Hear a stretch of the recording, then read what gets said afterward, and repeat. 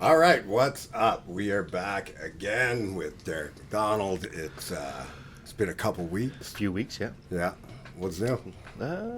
Little hiatus. Yeah. Started another job, so it's kind of flat out busy in that sense of things. So I'm not here much in the daytime. So Yeah, I've noticed. yeah. How you finding that? I mean, there's a lot of people out there with normal jobs where they do construction and everything. How does it feel doing that and trying to stay motivated, stay consistent to your workouts? It's tough, and it sounds weird, but I built the base of my physique working a 9 to 5 Monday to Friday job. So it's not like it's not. It's not like it's not possible. You were a mechanic, right? I was a mechanic, and I was also when I did the neurophysio job, I was working 7 to 3 or 8 to 4 Monday to Friday, with overtime as well. So like, I've done it, but I've done it when I was a lot younger. So it seems like at the end of the day, how old are you? You're 36. I'm 36. Yeah. Yeah. So I mean that I was from 21 to 27 doing the physio job, from like 28 to 30 some doing the mechanic job, and then after that I went just nothing but personal training and coaching. Yeah. So it's a big adjustment time wise. Yeah, like having to fit everything in and especially as a trainer, like trainers' hours are generally broken up so that you work like maybe you work. I mean, it's not a great shift, I don't think, but sometimes you work 5, 6 in the morning for 2 or 3 hours. Then a couple hours off, but it would allow you to get your workout and your meals in, right? Yeah, there's gaps in your day, in the middle of your day, where you can get stuff done. You know, I don't have that anymore, so I'm working 7 to 5, so it's 10-hour days every day, and if that doesn't account for if something goes wrong and we're stuck there for a little later and we're there till 7, like I worked till 7:30 one night, you know, so I'm not going to work out after that, you know. So and if I were to, I'd have to really learn how to flick that switch and get back to that mindset, right? So for me, I've got to set a goal. I don't have a goal right now. Yeah. So I got to set a goal. If I don't set that, then It's what you tell your clients too. 100%. Like you have to have something that you're working towards. Yeah. Or you're kind of just flailing in the wind. Right. And like I had a client last week message me and say like she's just not, her motivation's poor, blah, blah, blah, blah. And I said, I can try and hype you up as much as I want, but you're not going to get anywhere unless it's in you. Like, unless you want it and you find that motivation, you're not going to do it. You know what I mean? You can hire the best coach in the world. If you don't want to listen to him, you're not going to listen. Right? And sometimes it's not always about motivation, because you're not always going to be motivated. I know it's a cliche to say that now, yeah. But you're not always going to feel motivated. So it just, like, for the times that it sucks, you just kind of push through the suck. Yeah. And those days add up. Yeah, like you don't want to do it today. Yeah. But you just got to go and do it. Yeah. You know, and I think that's where I'm at right now is I've just got to force myself to get up and go do it. Like I've been training with a friend of mine in the mornings 3-4 days a week. And this week I was kind of sick, but I only got about 2 in, but it's such a short workout time frame for me that it's how long do you get your weight training in? Like 45 minutes? Sometimes 45 to 60 minutes, and sometimes, depending if one of us is late getting here, it's only like 30 to 45 minutes. So what would you do then? Would you do like drop sets? Would you do... Yeah, I do as much as I can for a single muscle group at that point. Yeah. So like I'm not going to be doing like a push workout because I'm not going to get any benefit from anything in a push workout because it'll be one exercise for everything and I just kind of be moving on. Yeah. So I'll just hit pecs, or I'll hit chest, or I'll just hit delts, or I'll just hit quads or something like that so that I feel like I'm getting something out of the workout. And it's like, you have to hit it with enough volume each week for it to make sense. But then if you're only breaking it, it would be. Do you try to double up on the weekends? I do. I've been inconsistent with that, but if I do get 2 good hard workouts in on the weekend, like a leg day and some sort of upper body push or pull day, I feel like the rest of the week right now, with no set goal or contest or anything like that in mind, I think that's enough to like maintain and kind of slightly progress. Okay. But again, I've got to find that spot where I'm getting enough out of it, you know? My OCD is killing me. Will you check and make sure that's recorded? I'll cut this out. Does it say record and the screen on? Yeah. Okay, cool. You're good. I didn't see a light, so I'm like, we've been through this before. It's not our first rodeo, but it seems like our first rodeo. Yeah. So it would definitely be a big adjustment. And Do you have like a show in mind that you want to do next? I don't know. I'm thinking something outside of Atlantic, Canada for a change. Yeah, I've done cool. every show in every province around here multiple times, and it's not a knock on any of the shows. Like Heather puts on, probably she's one of the best promoters in Canada, if not the best. So it's not a knock there. It's just I just want to, if I'm going to keep doing this, something's got to be fresh for me. I mean, I was talking to my buddies this morning. I'm like, try being motivated still after doing this for 20 years. Like it's a very repetitive sport. So you've got to find something in you that's going to give you that drive again, right? So maybe jumping into like a Fuat show in Ontario, or one of those like a Niagara show or something, just to make I'm making a trip out of this. I'm going to go and I'm going to spend the weekend. I'm going to spend a couple extra days and enjoy the trip. It becomes and an event. And the contest is going to be in there too. You know, so give me something like that instead of. And it's kind of nice the way they've done the CPA now, because it gives you the leeway to be able to do that. Because before you were kind of regulated to, or relegated to do the shows in your region. In your province even. Yeah. Because Atlantics you could do, but it wasn't sanctioned. Yeah. So you didn't get any qualification from that. So we before could only do Nova Scotia. Yeah. That was it. And if you qualify for nationals, you could go to nationals. So we couldn't bounce around. Like I could go to BC, I could go to Manitoba, I can go anywhere I want to compete now, which is great. It's kind of like the NPC then. It is. It's pretty well identical. Yeah. It's I think that was the whole idea. Yeah, for sure. Yeah. Yeah, I get nostalgic about the CBBF sometimes, but I do see the benefit of how Ron has set up the CPA. For sure, yeah. It definitely works better in a lot of ways. I mean, it's bodybuilding. It still has its politics. It still has its favorites. It's still the same sport. Yeah. When it comes to that kind of stuff. Now, I find, like, when I think about Canadian bodybuilding, I don't see that, like, yes, there's politics for certain, and politics is more about who's going to promote the show and who's going to be allowed to do the pictures. But when I think about politics, I don't really see it in the way that we would traditionally think of it, as there's people winning the show because they're friends with the judges or anything like that. It seems like a pretty level playing field. Well, yeah, and I think... I don't know anybody who won this. Like, I don't really know them, like, other than from Instagram. Well, I'm getting old, too. So. But Dana, like I saw Dana up there. Dana knows everybody quite well. Everyone, and he looked phenomenal. Yeah, and I mean, like, it's... When it comes to an overall, I think there might be some bias in some overalls. Okay. Now, that's just my opinion. That's not a fact. Yeah. But when it comes to the way they judge a show, the high and the low scores are still thrown out. Yeah. So if there's a judge on the panel that puts someone who everybody else has in fifth and first, that score is being thrown out anyway. Totally. Yeah. Right?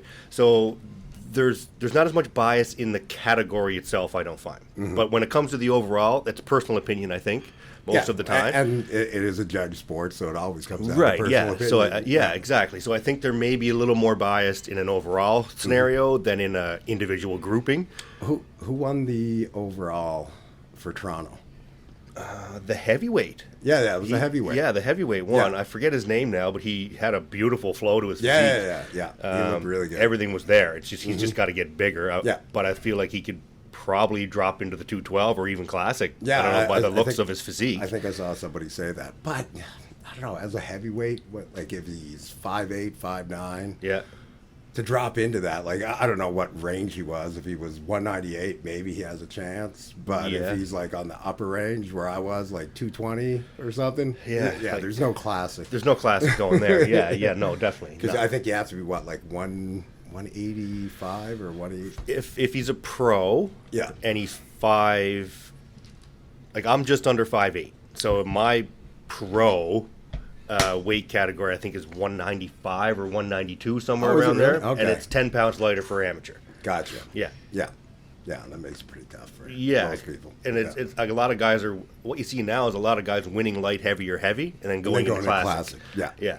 Because it's sometimes easier to win a bodybuilding class now than it is to win a classic class. Yeah.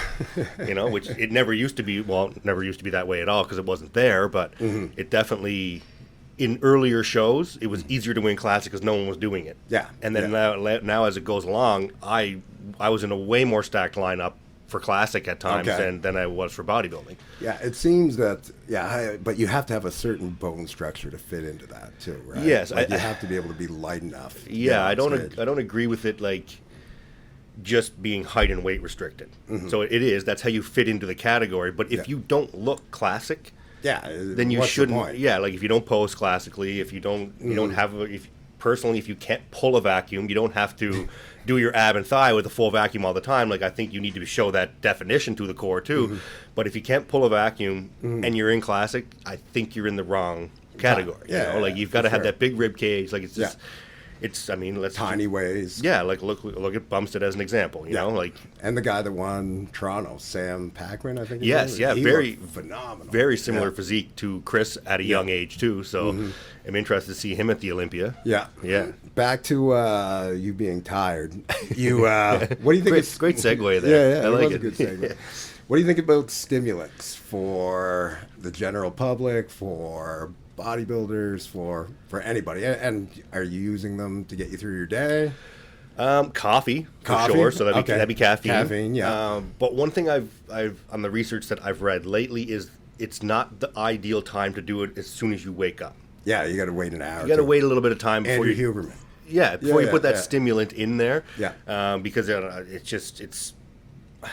I think it overcompensates myself. You know, like I don't need, if I wake up at 4 a.m. to come to the gym for 5, that first half hour I'm pretty damn groggy, but once I get through that, I'm wide awake. Yeah. Right? So I don't need a stimulant to wake me up at 5 a.m. If I'm awake, I'm awake. Now, if I were to want to come in and work out after working a 10 or 12 hour day, I'm pretty sure I'm going to need some sort of stimulant to get me in that mental mind frame even, you know, and sometimes caffeine can do that for me. What else is there out there? Like nobody uses ephedrine anymore, eh? Well, no one except for a few select people. Well, I do. Yeah. I mean, I've used ephedrine multiple times in my life. We've shared bottles of ephedrine on a regular basis in here. But yeah, so I do like ephedrine. I like it, the fact that it opens up my airway. I like that too. For me, I'm always usually like my nasals are not the greatest, so if I can open up that airway, it's great. Yeah. What's the negative side effects from ephedrine? Like what's because it got pulled off the market, kind of, right? Well, yeah, and I think in reality it was pulled off the market in regards to like heat exhaustion or something. I think something like that, and then I mean you sweat. Yeah, you take too much ephedrine, you sweat like crazy. Especially if you're well hydrated, you're going to sweat like crazy. Yeah. So that's definitely a factor. And I mean, it was pulled off the market because it kind of worked. And worked very well. Yeah. You know, for a purpose of what people didn't want it to work for. The old ECA stack. Ephedrine, right, caffeine, yeah. You know, like the Red Rockets back in the day. Well, I think the Red Rockets had some amphetamines in it or something. they were on another level. Yeah. They were definitely on another level. Yeah. But yeah, no, it's definitely a good product if used in moderation. I think some people can abuse it. Not pointing any fingers. But It definitely works, and it definitely helps with fat loss, and it helps with endurance during a workout. Though when I was prepping for shows, and I'm like this is going to be a marathon leg day. Ephedrine usually was added into that day because I can sustain that level for a lot longer. That's what I like about it, that it's quick in and out. It's like you got about a 2 or 3 hour window. And then you're not jittery or anything after. Right, You might feel like you're hit by a truck, but you definitely hit a low, for sure. But it gets the job done for that 2 or 3 hours. Not that I'm saying that anyone should use ephedrine because it's probably not healthy, not terribly healthy. It is legal in Canada, but it is legal as a nasal decongestant. I remember I used to have a supplement store when I went to St. X. And back then it was the 25 milligram tabs. Yeah. And you get 100 in a bottle. And I think I paid like $8 for a bottle or something like that. Yeah. I would dummy like 10 of those at a time. You can feel your hair growing. Yeah. You can see sounds. Yeah. What about nicotine? I've never used nicotine in any way. No. I've chewed tobacco a couple times. I've smoked the odd cigarette in my life, but never used nicotine as a stimulant. It's funny, I probably because I chew it all the time, but there is a lot of literature and information out there talking about that, like, as long as you're not smoking nicotine, there's not a lot of negative side effects. Right. And you know, there's people that are PhDs using it as like for cognitive function. Okay. And I think as long as you don't get carried away, just like anything. Yeah, I think anything in moderation is anything that's even damn, if I drink too much water, I'll die. Yeah, you know for what I mean? sure. And everybody Yeah. needs to have water. So Yeah. if anything is taken to an extreme, then that's not good. Yeah. Good or bad. What do you think of? So, I come from like kind of like an old school type of training, and I still do a bro split. But and I've noticed with you when you've come, like when you came, that you were more push pull legs. Yep. You were more that generation. Yep. And now it seems to be transitioning to. There's a lot of people talking about full body and breaking up upper like, lower. Or even like I've seen some guys talking like I think Greg does full body all the time now, and you hit your body maybe 3-4 times a week, but the amount of volume that you're hitting equals what you would do in one massive session for chest. If you're doing it 3 times a week, say you're doing like 6 sets, then you're getting 18 sets versus doing 18 sets all on one day. Yeah. What are your thoughts? I think they're all beneficial. Mm-hmm. I've done the single individual body parts, like chest on Mondays, back on Tuesdays, shoulders on Wednesdays, legs on Thursdays, arms on Fridays, and repeat. You know, I've done it that way. I've done push-pull legs.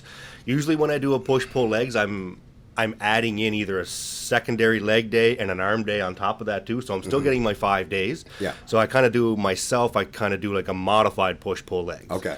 But in reality, when it comes to coaching someone or clients, I give them both sometimes. So I'll give them, let's say this 6-week period, we're going to do push-pull legs with an added on day for your weak muscle group. Yeah. And we'll see how you recover from that. And if I then switch it up after 6 weeks and we're doing individual body parts and like, man, I'm just not recovering from this, blah, blah, blah, blah, blah, then we know which their body is going to respond to better. Yeah. And I mean, I think it is very individualistic. Yeah, it's a preference thing. I've tried doing the push-pull legs, and I'm kind of doing something like that. I'm doing like a 3-day split, repeating 6 days a week, and I do like the old bro split though. I like just annihilating a muscle group when I train it, and then being good for the week and getting enough volume. And when I break it down, like if I'm doing 2 days, I kind of break it up that I'm doing about the same volume. Yeah, I know what you're saying. And I think the school of thought is, though, that if you break it up, you're more likely to be able to push harder for the lower volume on that day, as opposed to give a full effort for your whole workout if you're doing, say, all 20 sets in one workout. Yeah, and I think you've got to pay attention to how your body grows, too, and how it responds to it. It's so hard to figure out, though. It's like... So you do one split for a little while, and then you do another split for a little while.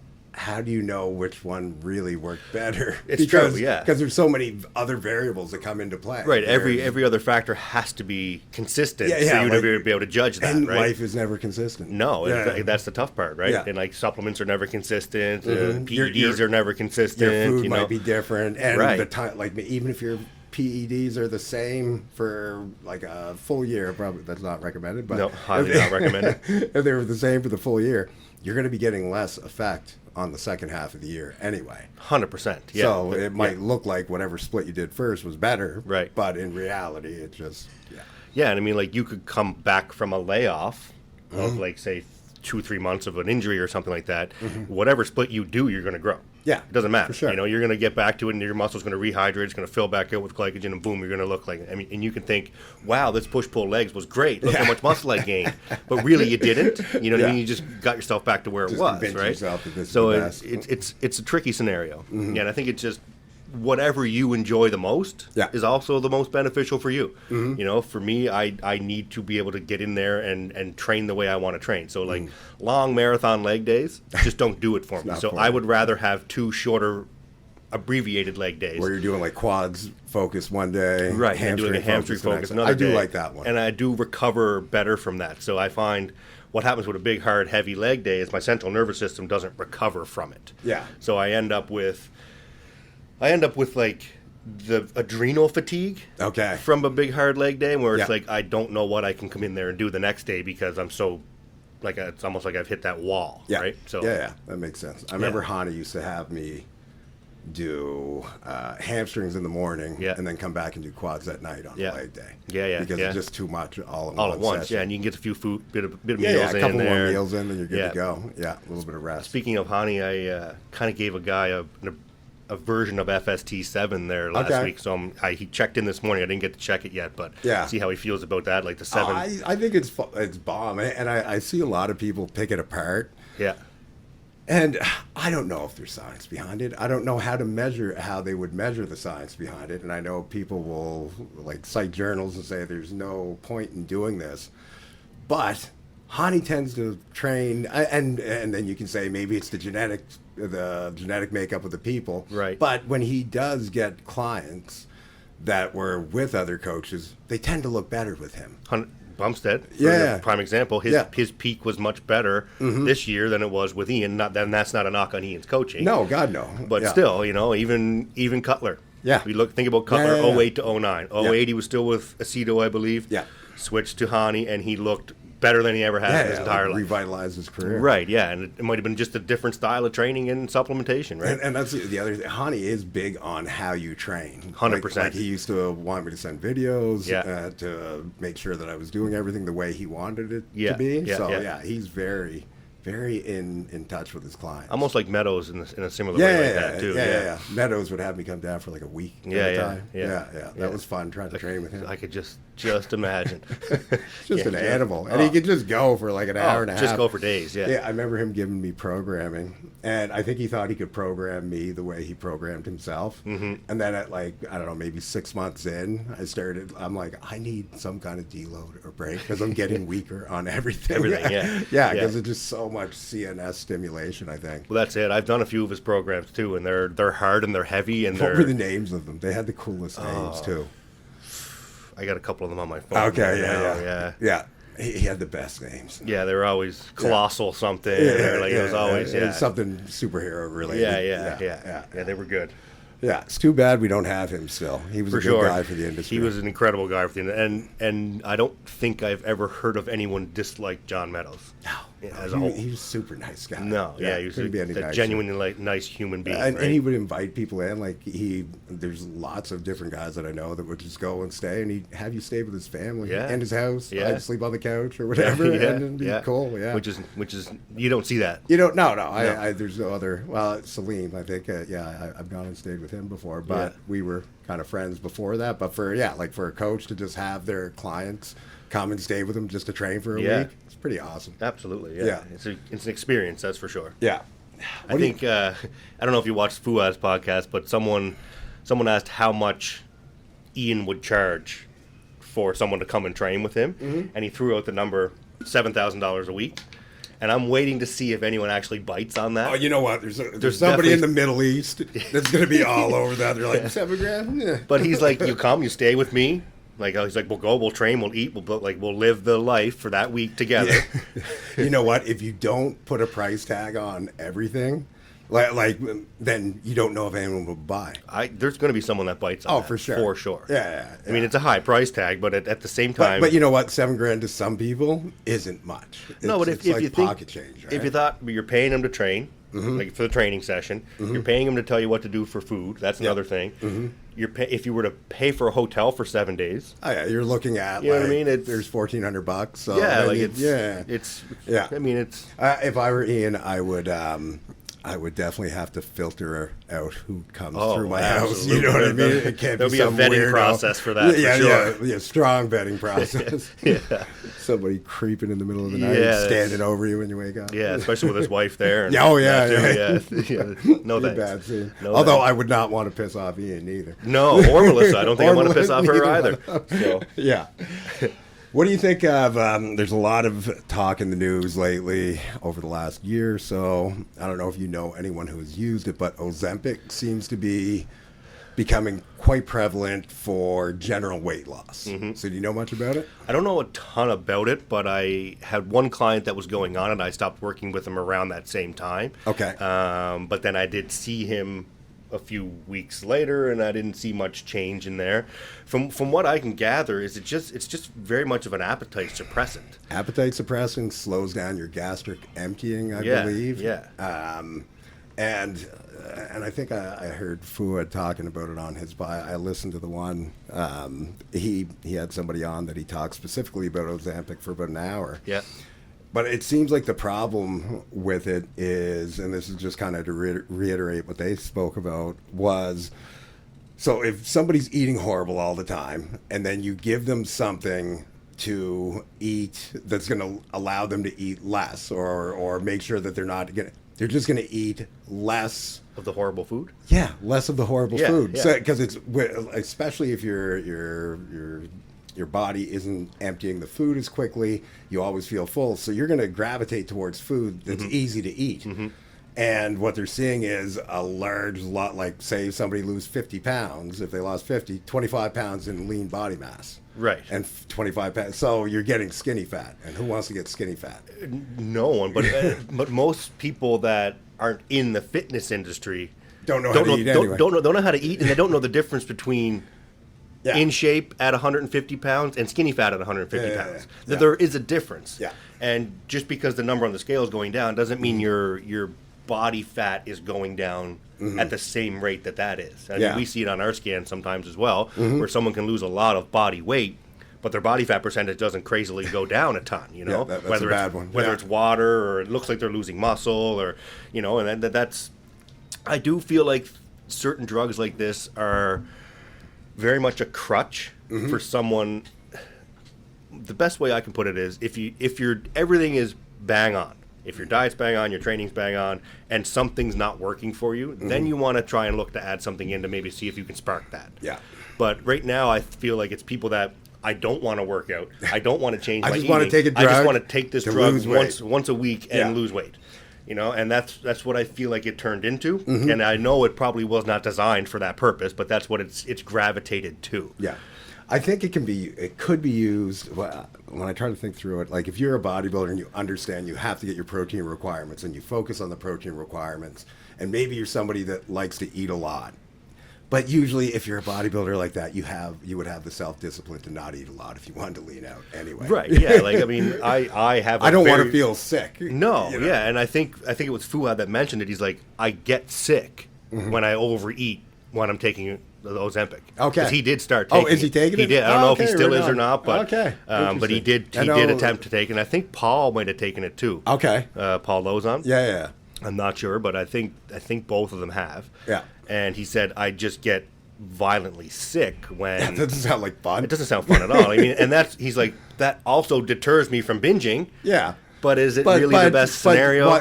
Why don't you, like, Food has been disciplined as anyone out there, so he could probably just eat less if he wanted to lose weight. Yeah, like, that's kind of the ballpark I'm in right now, is like, I know I can do it. Yeah. It's just I need to flick the switch to say I need to do it. Yeah. Right? So, like, I'm probably back up to the weight that I was prior to dropping down to 180 pounds. Yeah. What are you now? Like 215, 220? 210, 215, somewhere in that range. Yeah.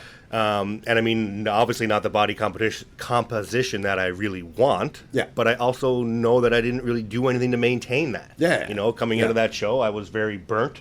Yeah. And I just said, you know what, I'm just going to relax and I'm going to eat and I'm going to do my thing. Yeah. And it hasn't turned off yet. That version of me hasn't turned off. I'm a very all or nothing person. It has a propensity of just going longer and longer sometimes, unless you really have to like. And that's what I used to like about competing every year is, all right, so this is my off-season phase, and I'm allowing myself to eat, and if I get a little bit chubby, not the end of the world. Right. And then, because I knew I was always going to lean out, the transition from not competing, I think, for a few years was like, okay, so I can't really have an off-season. Because there's no shut-off. There's no contest season coming around the road. Right, yeah. It would always be like the realization that I might be in the back of a video that Christy puts up and look fat as fuck. Yeah.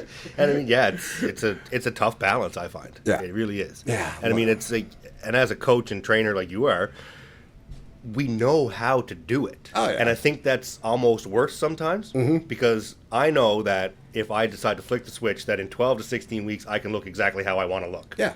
Body fat wise. Yeah. It's there's no real mystery in it. Right. It's just figuring out your numbers and then doing what you need to do to get there. Doing the work, right? Yeah. So, I mean, it's almost like, oh, well, I might have slipped up a little bit and I'm a little overweight now, but I know that in maybe even 6 weeks I can get myself back to a very comfortable spot that I feel great. Yeah. You know, so it's a catch-22 on that side of things, I think. For sure. Yeah. Speaking of that, what do you What do you think about this whole, and this is probably a couple of years old too, but like it seems like there's been a shift towards, I guess you call it maingaining. I think that's what Greg calls it, where people aren't putting a lot of weight on in their off season. So, you know, I know there's been arguments about this out there. What's like the school of thought is like there's no need to pack on a bunch of body fat to put on muscle, and I can agree with that. You don't have to become like Lee Priest in the off season. No. But I think being in a larger caloric surplus definitely has always helped me in the past. Me as well. Yeah, and I get pretty fluffy. Yeah, I mean, I don't think there's much purpose in going any more than like 15 to 17% body fat. Yeah. And I mean, like you still see the outlines of your abs a bit. Still see a bit of abs, you know. And everyone holds fat in different places. So sometimes they can be 15% and have no abs. Sometimes they can be 15% and have great abs. Yeah. So you got to really pay attention to the person. But even, I don't know if it was Greg or not that coined the term maingaining. Might have been. I feel like it might have been. Yeah. But I know for a fact there's been times where he's put on excess body fat to try and achieve a goal, whether it was powerlifting or to get bigger for a bodybuilding show. He's done it too. So now that being said, for Greg, it might have been 12% body fat when he normally walks around at -6. And not to pick on Greg or anything, because he was an amazing bodybuilder. Yeah, absolutely. But I remember this argument was between him and some of the guys in Ontario. Yep. And he's never gotten to that size. Right. You know what I and mean? he's also never gotten to the competitive level at the pro stage as those guys either. Yeah, like never in the open or he was 212, right? He did a 212 and then he did a couple classic shows, I believe. Yeah. And I mean, super shredded. Oh, like he's probably inside out. 9 times out of 10 the leanest guy on stage. Yeah. Condition is bang on every single time. Never messes that up, and his physique is good. Yeah. I mean, he's a little worn out now. He's got some quite a few injuries under his belt now. He's been doing this since like 2000 or probably 99 or something like that. Probably got 50 some shows under his belt, right? So you're going to wear out a little bit, but like I said, even using you and him as an example, you're similar heights. Yeah.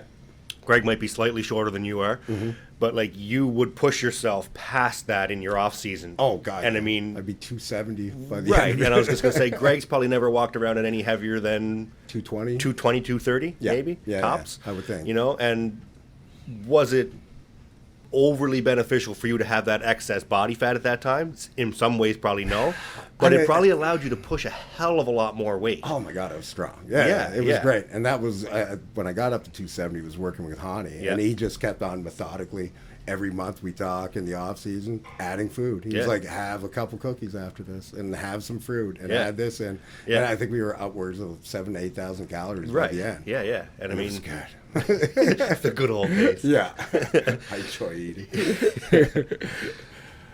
But what do you think about biohacking your fitness? Like, there's a lot of people that are like get really into the weeds on biohacking, like all the different tracking of like your blood glucose, sleep, step count, heart rate. Those are easy ones, but like, and then blood work and that.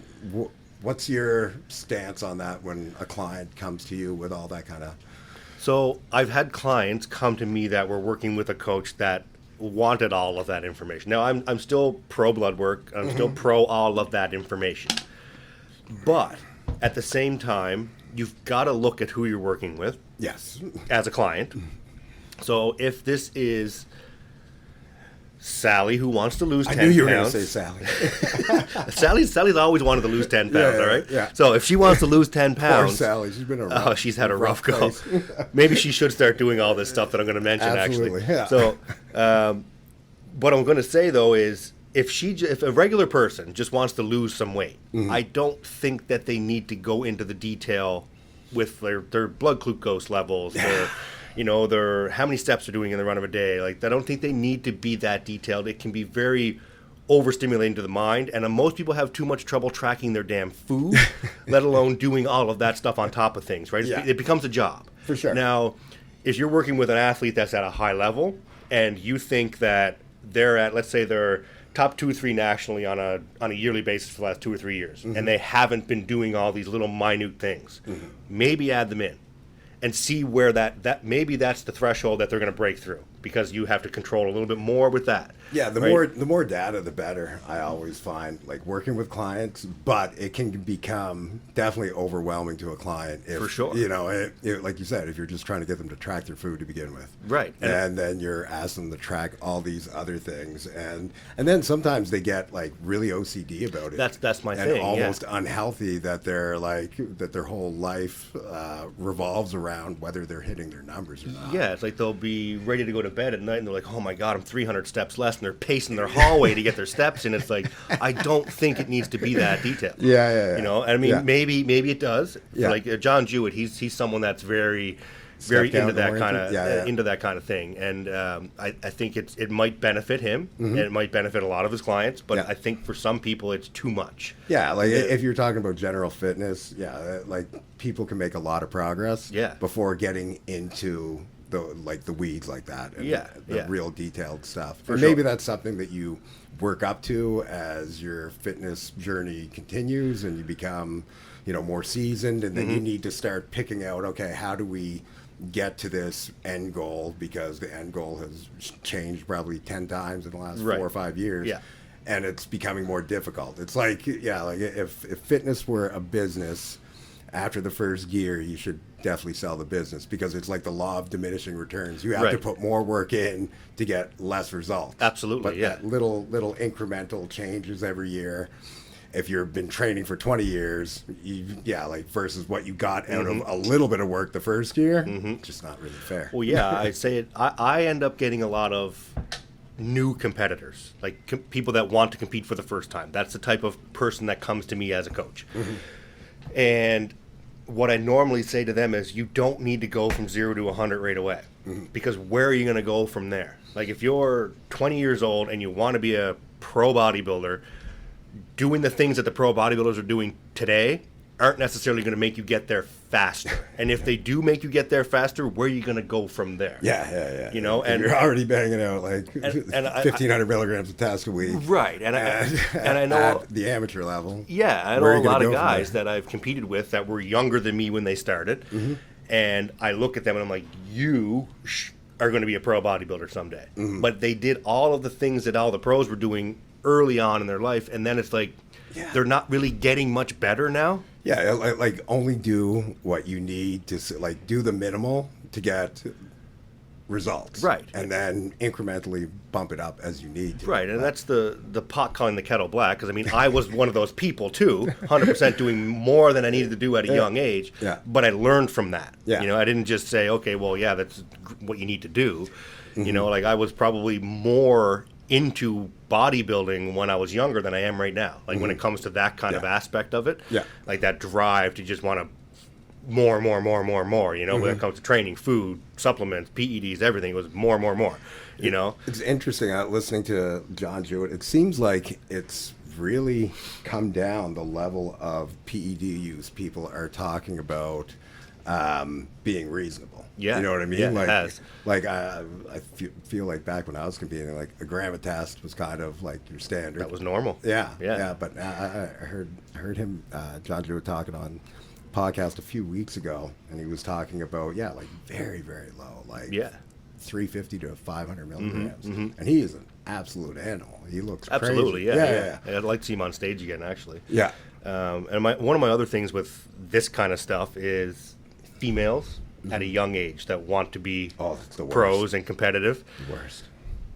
They need to think about where they want to be when they're 35, not when they're 20. Yeah. And that scares me when some coaches are pushing things on clients that they're young and this is what they want right now. This is their entire existence is fitness right now. But is it going to be forever, Yeah. And what kind of ramifications is the decisions you make when you're 20 going to have on your 35-year-old body that wants to have kids? Yeah, or even just not even with PEDs or anything, but just staying so lean year round. It's like I've known girls that I haven't had a period in a year. It's like, well, that's not healthy either. Not good at all. You might look wonderful in the mirror, but that's not good for the inside of your body. Oh my God. When you want to go and like do something later down the road, like have kids or anything like that, it's a pretty tough one. It's a tough one. Yeah. So here's one that I didn't put on here. Okay. What do you think about drug use in the fitness industry, and I'm not talking PEDs. I'm thinking back to like my time. Yeah. It seemed like it was very prevalent at all the shows that you went to, all the events. Yep. And it was, I wouldn't say out of hand, but there were certain groups that it was a consistent. I was part of one of those groups. Yeah. Consistently, every time you went, you would be partaking in very unhealthy activities. Yes. Is that still prevalent in the sport? I don't see it as much now. Okay. And like I said, I've been in the position of being in that group of people like you were talking about. Yeah. And I don't know if it's because people are keeping it away from me because of that, or if I'm just blind to it at this point. And I don't feel like it's that prevalent anymore, but I know, I mean, we kind of crossed culture paths. Yeah. Like, it could be like I started around 2010, you were turning pro at 2010. Yeah. So like we kind of crossed that path. We were competing at the same time in those level of shows. Yeah. And it definitely was there at that point. 100%. Like if there was Atlantics to go to, or Nova Scotians, or Nationals, or the Arnold, or whatever. Yeah. There would just be, it would be a shit show. There was always a party. Yeah. Yeah, and it doesn't seem like the after parties now are like a bunch of people sitting around wanting to eat some food. Okay. You know, and it's not. Well, that's good. That's good to hear. I think it's good. Yeah. But it's not like they're going out into a rowdy nightclub and, you know. Going into a G-hole. Yeah, exactly. Yeah. Drifting off into nowhere.